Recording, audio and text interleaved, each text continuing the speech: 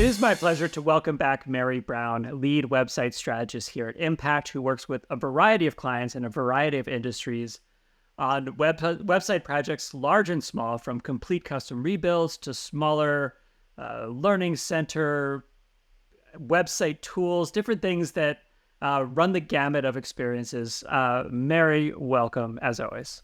Yeah, happy to be here, John. So we're talking today about something that I just kind of referenced on the smaller end of a lot of the projects that we do with our team. Specifically, I want to first kind of set the stage and talk about interactivity in modern websites and modern website tools and how those are becoming must-haves for businesses of all kinds. And we talked in the past about how e-commerce is a bigger and bigger and bigger definition because each year it seems we can sell more things online.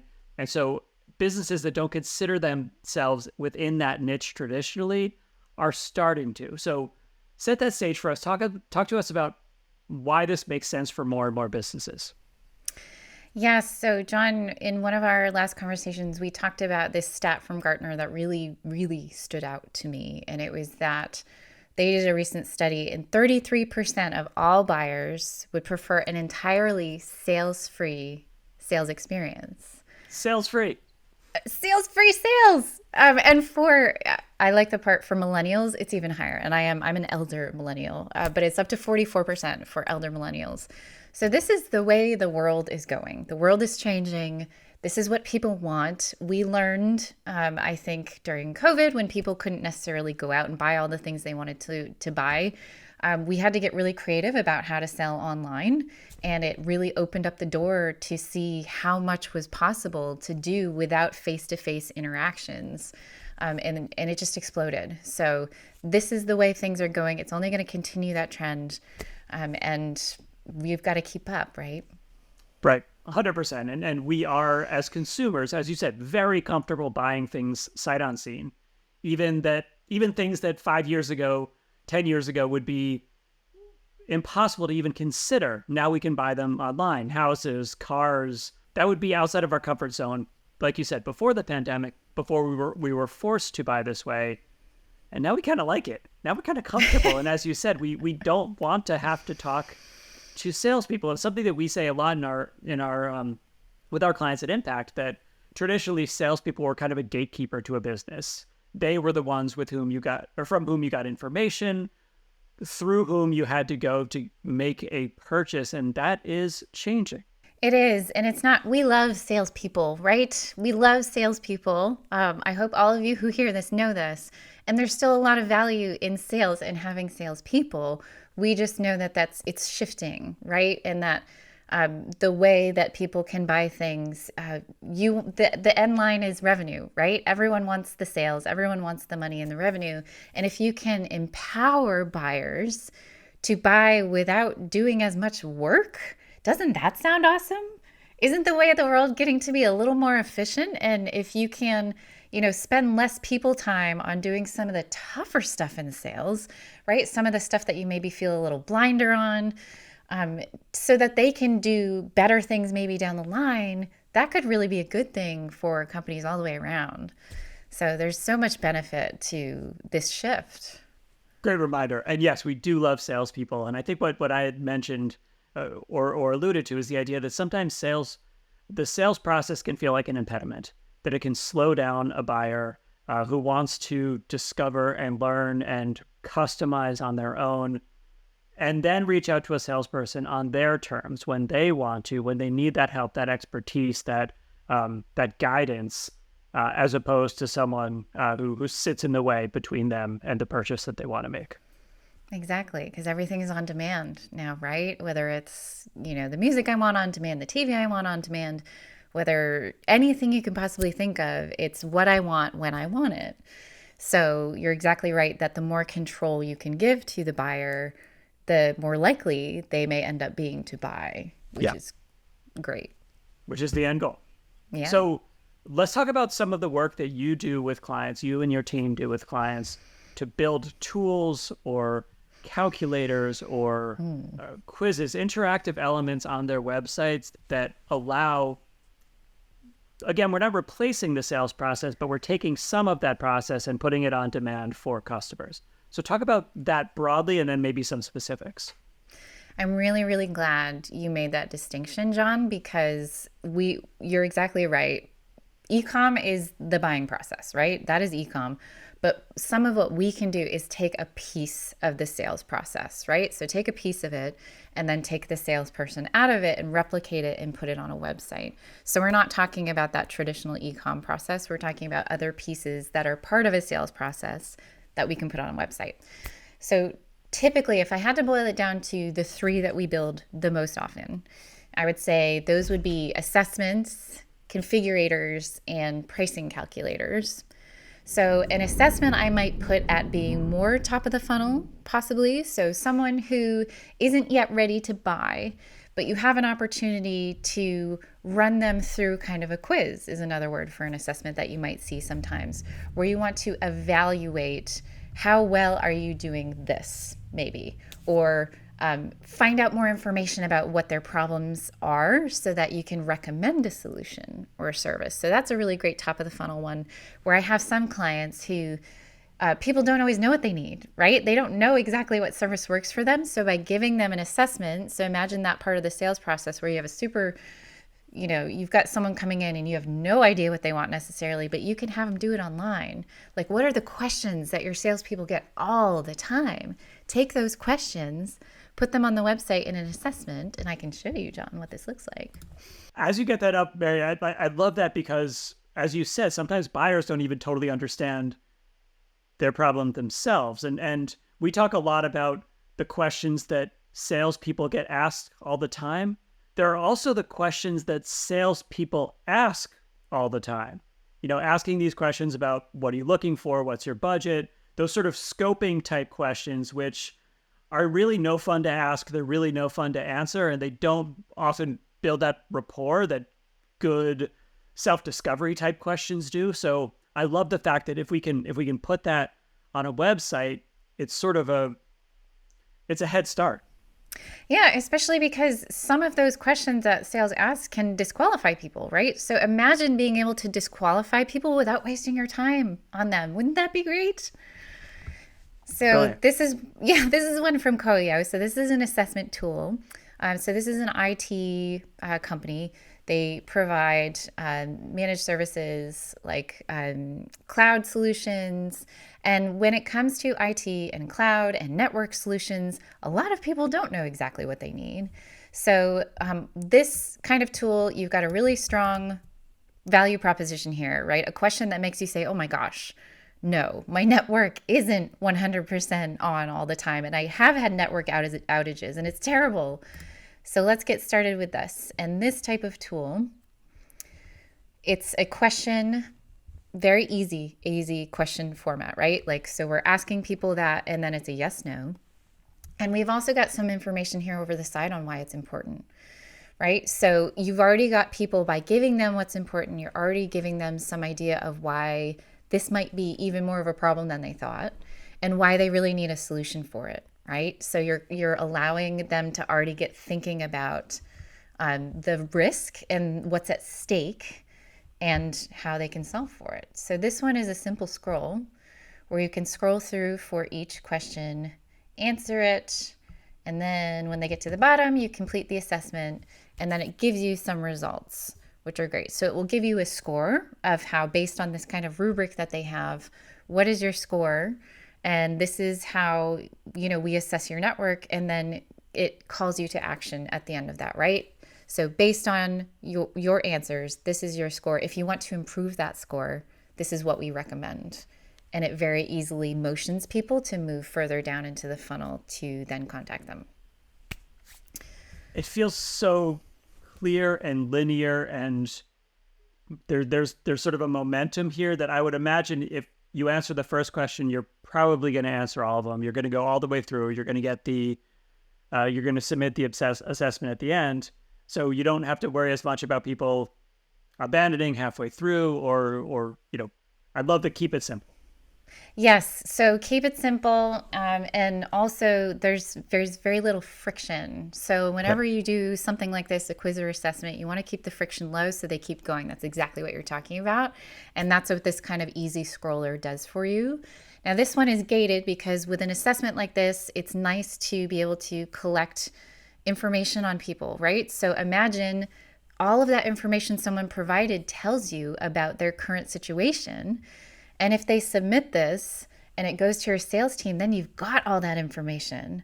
So your conversation that you might have with them, and remember, this is a little higher funnel, you're armed with all of that information about their network and everything that's unique to them and all of their challenges, all of their pain points. So you can have just a wonderful conversation and feel like you're a step ahead, right?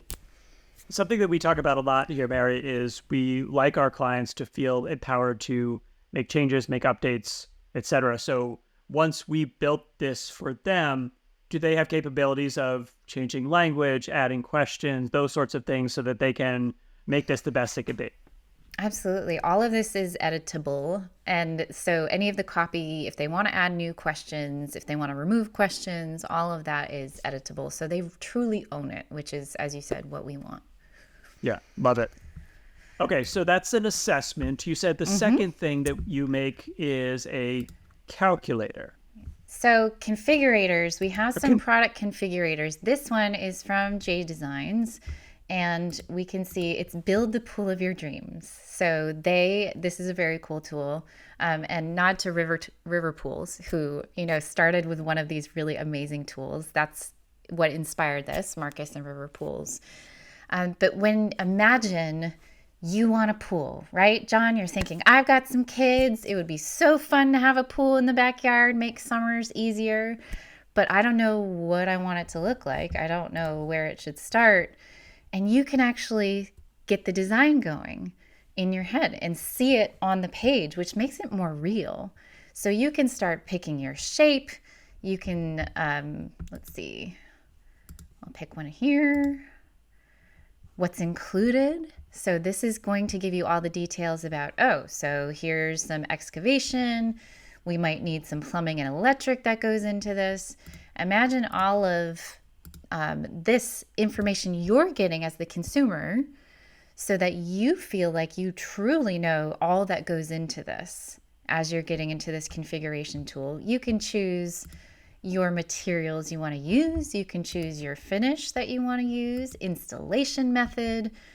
So all of these questions that you might have from going from we just want a pool, you feel like you've got a lot of control over this, right? You feel like this is really what we dream of and can be whatever we want it to be within these confines, right? And then it's going to give you a really great estimate based on all of these unique inputs, your amenities. I want a fire pit. So think about all of this that you're giving people as they're going through this process, which is a huge investment.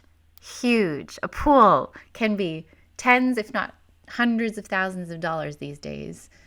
And you've got more control over this whole process.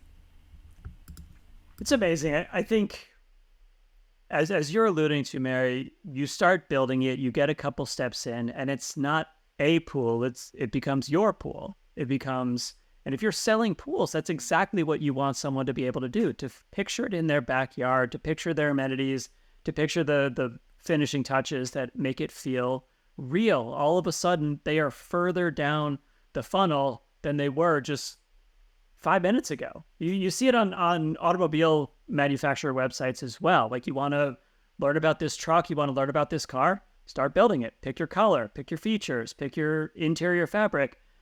Again, it's customizable. Suddenly it feels like yours, not just one of a million out of a warehouse. Absolutely. And then similar to the Koyo tool, this one we can collect some information so that when it goes to sales, I mean, think about all of that information we very quickly looked at on that screen. Sales knows they want a pool cover. They know they want, a fire pit. They know they want all that great stuff, and we can give them an estimate on that, and then have, as I said, a really solid conversation that could close much faster.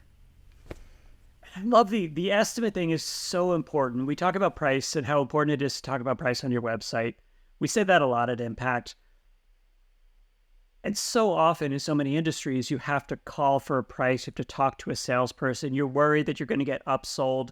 But as you said, Mary, a pool could cost $20,000, it could cost $200,000. And the fact that you could do the clickable choices to make that change gives you control over it rather than feeling like you are swept up in this process that you can't totally control or you have to, jump through a few hoops. This feels so important. And I think Marcus says, and I totally agree, that you get to the end of this process, no one's expecting an exact figure with dollars and cents, but you just want a ballpark to know, yeah, this is feasible for us or it's not.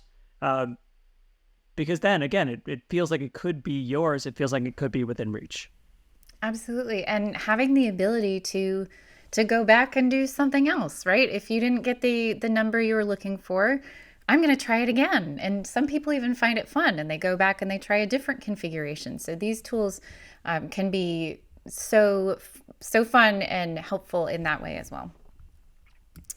I do have another one. So the last one we do a lot is it's kind of similar. This is a pricing calculator. So you're not necessarily configuring a thing, a tangible item that you want to have, but this is a service. So if I want to get a price, and one of the objections, John, we hear all the time, right, to putting pricing information on a website is it's too variable. It's never the same. It's so different depending on what people's unique needs are, and there's no way we could ever speak to it on the website. If you get a pricing calculator on your website, you can let them configure it to those needs, right? Because a lot of the time, they are within certain buckets. They're within a certain set of parameters, right? So for this one, this is another IT company. I can customize my plan based on locations, how many servers, how many users, how much data you need to back up. Again, questions that sales team has to ask all the time, but we can take those questions, we know exactly what they are, put them on the website, and allow me, the user, with a really variable product to get an estimate right there, just with a few inputs. And this isn't even gated because when it comes to this kind of pricing information, we would just want to put it out there, right? We want to be totally transparent. We want it out there. And then this gives me the information I need to continue or ask questions. I think when businesses think about putting something like this on their website, it's easy to default to a place where you say like, I don't know, not really sure if that would work for me, or here are reasons why it wouldn't. And I love what I've heard from you before and what I've heard from Marcus as well is starting from a place of, well, what's possible? Like, what could we do here? Like, who would think that you could do a pool, start selling a pool online or a service that has as many variables as managed IT services? But you can. And when you approach it with that idea of, okay, what could we do? What could we allow our customers to go through before they have to talk to our sales team? Then suddenly you're in a much more creative mindset and a much more open-minded mindset. It's true. And often where they come from, John, is the questions. So when we're trying to figure out what would make the most sense and how to help give users more of that control, it's going to the sales team and saying, what are the questions you ask every time? You have to ask all the time. And just by having that open mind and thinking through that, and also, supporting the sales team to say, this is a tool you can use. With this pricing calculator with ITS, their sales team will use it on a call and say, okay, let's figure out, what your monthly estimate could look like. So it really empowers them as well in certain ways.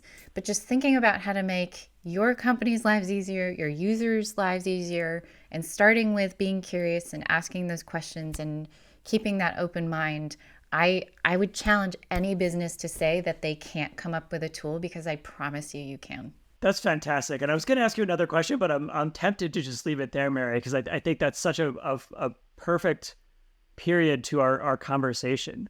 Seek a way, like think creatively about ways that you can put parts of your sales process online, because ultimately your sales team win, your customers win. This is a no-brainer. It can be turned around really quickly. It can be customized really easily. And suddenly you have taken a process that can feel kind of obscure and hard to grasp for someone who's never gone through it before. And now they're in control. A pool is something that you buy, once in your lifetime. It's a huge purchase. You don't know what it's like. You don't know the factors that go into it. But if you have a tool that can walk you through it, all of a sudden it's not an unfamiliar process with more unexpected costs coming, popping up here and there. You have this roadmap to walk you through it. It's true. And I think to end, I will just say, whether it's user experience or sales, the path to success is always decreasing friction, right? How can we decrease friction? And this is a very, I won't say simple. It's not always simple to create one of these, but always worth it, because that's where you end up, is decreasing friction and giving people an easier path to getting what they need. Mary Brown is lead website strategist here at Impact. She works with businesses of all kinds to do projects just like the ones we've been describing today, to help you, as Mary perfectly said, remove friction from your buying process. Mary, thank you. As always, you can always access Mary through Impact's website. You can reach her on LinkedIn, etc. Mary, thank you. Thanks so much, John.